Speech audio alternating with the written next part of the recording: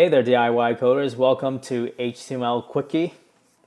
Our motto here is to make things simple, quick, and easy to understand. And figuratively speaking, you'll be doing figure eights around HTML. As today, we're learning figure tag today. Excuse the pun. Alright, so make sure you have your web browser and your text editor ready. And let's go ahead. So figure tag. So this is how figure tag looks like here. That's how it be typed out. And figcaption is another tag you will be learning here, as it's important to figure.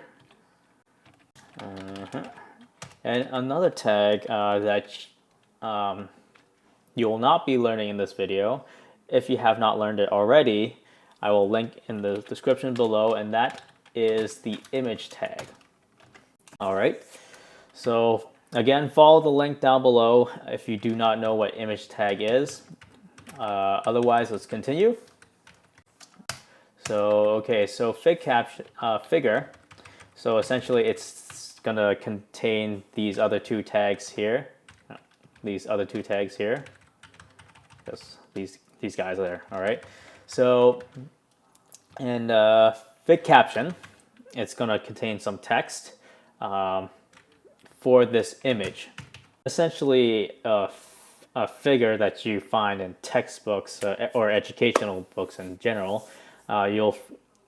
They'll have an image and text that follows with that image, usually describing what the image is. And essentially this is the purpose of a figure tag. Now let me show you how it's all put together. So we'll have everything in between the two, the beginning figure tag and the ending figure tag.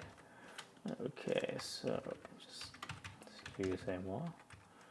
Okay, so you'll have your source here, then you'll have your alternate here, and then we'll have some text, describe image. Okay, and this is how you put together a figure, we'll call it the figure code. And so I did some research about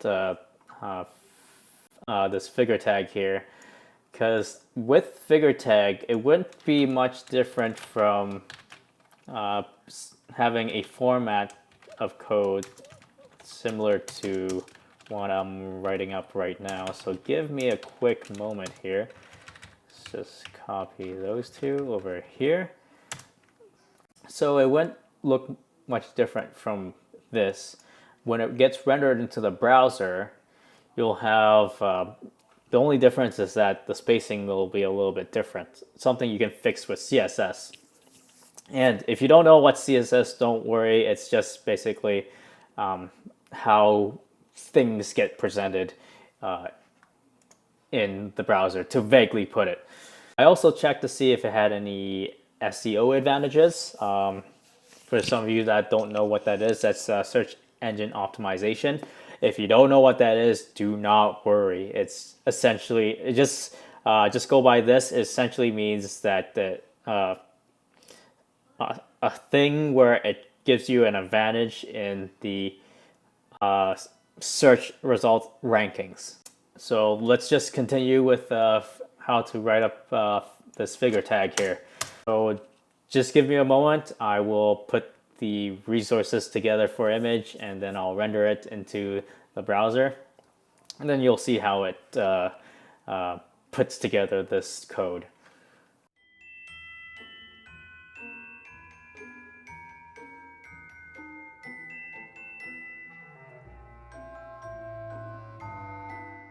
Okay, so I'm done with that. Okay, so you notice this is how it's rendered.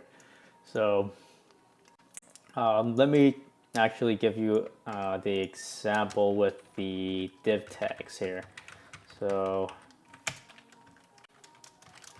div div, and I will put it under this. All right. So you'll notice that the spacing here is a little bit different. Not much to it. You can obviously fix it with CSS. Oh, one more thing. So this ought to be a p tag to better represent what I mean here. So again, the spacing is just different. You can definitely fix it with CSS. So definitely you don't need to worry if you should use this or use this. They'll both work fine, at least for the most basic purpose, which is having an image with some text strung along with it.